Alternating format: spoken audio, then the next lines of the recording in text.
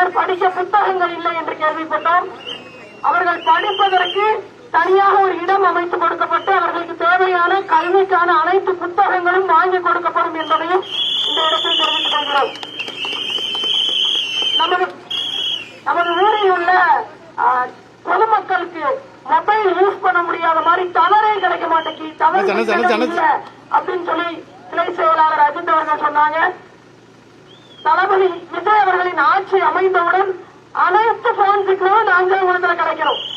அதுக்கு என்ன வழிவகை உண்டோ அது திரு RS முருகன் அவர்கள் மூலமா நாங்க செஞ்சு தருவோம்.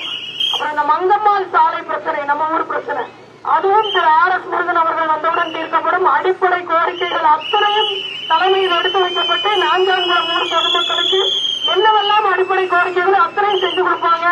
இத்தனை வருஷமா எத்தனையோ கட்சிகளுக்கு வாய்ப்பு கொடுத்துட்டீங்க. ஒரே ஒரு தடவை உங்க வீட்டு பிள்ளை உங்க தம்பி தளபதி விஜய் அவர்களுக்கும் தளபதி விஜய் அவர்களின் சார்பாக நெல்லை சட்டமன்ற தொகுதியில் போட்டியிடும் திரு RS முருகன் அவர்களுக்கும் ஒரே ஒரு வாய்ப்பு கொடுங்க. நீங்க ஓட்டு போட போற பெட்டியில 9வது இடத்துல இருக்கும் விசில் சின்னம், 9வது நம்பர்ல இருக்கும். ஒரு தடவை விசில் சின்னத்துக்கு உங்க வீட்டு பிள்ளைங்களுக்கு வாய்ப்பு கொடுங்க. எங்கெல்ல ஒருத்தரா இருந்து நம்ம ஊரை பார்த்துக்குவோம். நன்றி.